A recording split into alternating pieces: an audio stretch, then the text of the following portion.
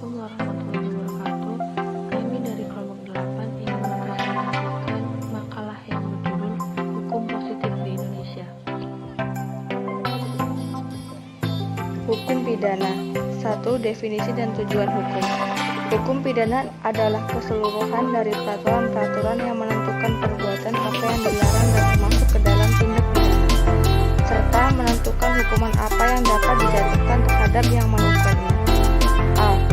Menurut pendapat ahli hukum, E.W. Cantor dan S.R. Sianturi, menyatakan bahwa tujuan hukum pidana itu pada umumnya adalah untuk melindungi kepentingan orang seseorang atau hak-hak asasi manusia dan kepentingan masyarakat dan negara dengan pertimbangan yang serasi dari kejahatan atau tindak tercela di satu pihak dan dari tindak penguasa dan sewenang-wenang di pihak lain. B. Menurut ilmu hukum pidana, ada 3 tujuan hukum pidana, yaitu aliran klasik, 2. aliran kriminologi, 3. aliran sosiologi. 2. Sejarah singkat berlakunya KUHP. Pada tahun 1915 dibentuk suatu kodifikasi kitab undang-undang hukum pidana baru melalui S 119.2732. Kodifikasi hukum ini tertera dalam Wetboek van Amersfoort Nederland Indi yang berlaku bagi seluruh penghuni Indonesia sejak 1 Januari 1918. Melalui kitab undang-undang hukum pidana itu, setiap peristiwa pidana yang terjadi diselesaikan berdasarkan pasal-pasal yang sesuai dengan peristiwa hukumnya. Pada zaman pendudukan Jepang, aturan hukum pidana yang berlaku sebelumnya dinyatakan tetap berlaku setelah Indonesia merdeka. Hukum pidana Belanda tersebut tetap berlaku berdasarkan pasal 2 aturan peralihan Undang-Undang Dasar 1945. Namun pada tahun 1946 melalui Undang-Undang Nomor 1 Tahun 1946, Wetboek van Amersfoort Nederland Indi telah mengalami perubahan, perlunya menjadi Wetboek van Amersfoort World Indonesia dinyatakan berlaku. Setelah perjalanan sejarah Indonesia dari Republik Indonesia Serikat menjadi Negara Kesatuan Republik Indonesia melalui Undang-Undang Nomor 73 Tahun 1956 yang berlaku sejak tanggal 29 September 1958, merupakan undang-undang yang menyatakan berlakunya UU Nomor 1 Tahun 1946 Republik Indonesia. UU itu berisi peraturan hukum pidana bagi seluruh wilayah Republik Indonesia, hingga mengubah kitab undang-undang hukum pidana. Dengan begitu, sejak tanggal 29 September 1958, berlakunya kitab undang-undang hukum pidana alias KUHP bagi seluruh penghuni Indonesia dengan syarat universal.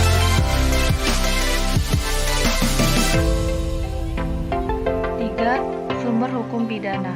Sumber hukum pidana dapat dibedakan atas sumber hukum tertulis dan sumber hukum tidak tertulis.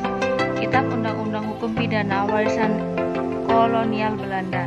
1. Hukum 1 tentang ketentuan umum pasal 1 sampai 103. 2. Buku 2 tentang kejahatan pasal 104 sampai 488. 3. Buku 3 tentang pelanggaran pasal 489 sampai 569, dan juga ada beberapa undang-undang yang mengatur tindak pidana khusus yang dibuat setelah kemerdekaan, antara lain 1. UU Nomor 8 DAT tahun 1955 tentang tindak pidana imigrasi. 2. Undang-Undang Nomor 9 tahun 1967 tentang narkoba. 3. Undang-Undang Nomor 16 tahun 2003 tentang anti-terorisme dan lain-lain. Macam-macam delik dalam hukum pidana: delik kejahatan dan pelanggaran, delik dolus dan culpa, delik komisionis dan delik omisionis, delik formil dan delik material, delik biasa dan delik berkualifikasi, delik selesai dan delik berlanjut. 5.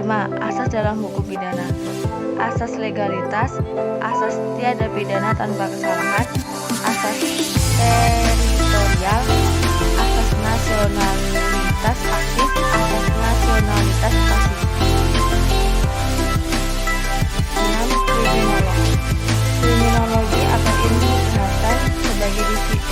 sebagai disiplin ilmu sosial non-formatif, disiplin yang mempelajari kejahatan dari segi sosial. Kriminologi disebut sebagai ilmu yang mempelajari manusia dalam pertentangannya dengan norma-norma sosial tertentu, sehingga kriminologi juga disebut sebagai sosiologi penjahat. Kriminologi berusaha untuk memperoleh pengetahuan dan pengertian mengenai gejala sosial di bidang kejahatan yang terjadi di dalam masyarakat, atau dengan perkataan lain, mengapa sampai terdakwa melakukan perbuatan jahatnya itu. Hukum perdata. Definisi hukum perdata. Hukum diartikan sebagai seperangkat kaidah, sementara perdata adalah pengaturan hak, harta benda dan kaitannya antara individu maupun badan hukum atas dasar logika. Hukum perdata populer dengan sebutan hukum privat sebab mengatur kepentingan perseorangan. Menurut pandangan para ahli tentang definisi hukum perdata, 1. Prof. Subekti. Menurut Prof. Subekti, hukum perdata merupakan semua hukum privat material berupa segala hukum pokok mengatur kepentingan perseorangan.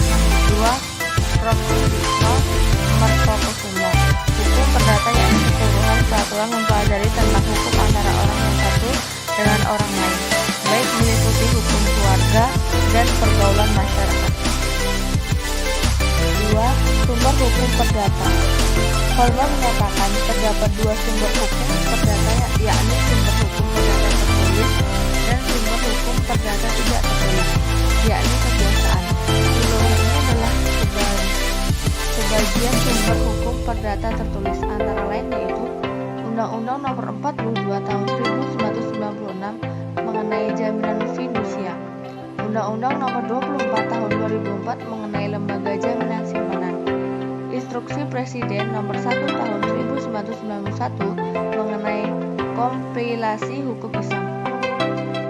Asas-asas hukum perdata. Asas kebebasan berkontrak, asas konsensualisme, asas kepercayaan, asas kekuatan mengikat, asas persamaan hukum, asas keseimbangan, asas kepastian hukum, asas moral, asas perlindungan, asas kepatutan, asas kepribadian, dan asas ikat baik. 4. Sejarah hukum perdata. Hukum perdata yang ada di Indonesia tidak terlepas dari sejarah hukum perdata Eropa.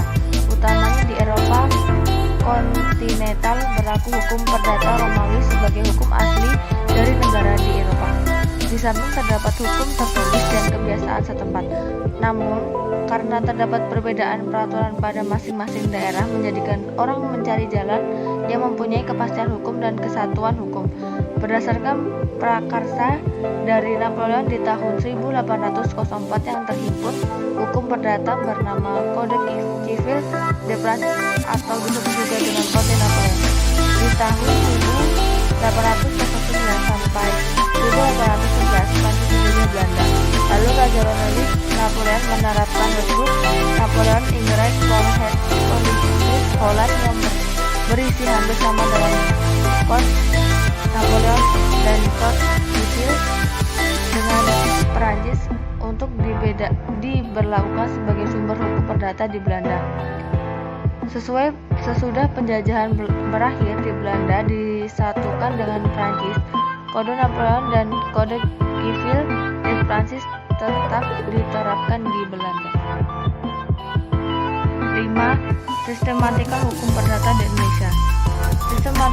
Sistematika hukum perdata dibagi menjadi beberapa bagian, yaitu 1. Buku 1 tentang orang, 2. Buku 2 tentang benda, 3. Buku 3 tentang perikatan, 4. Buku 4 tentang daluarsa dan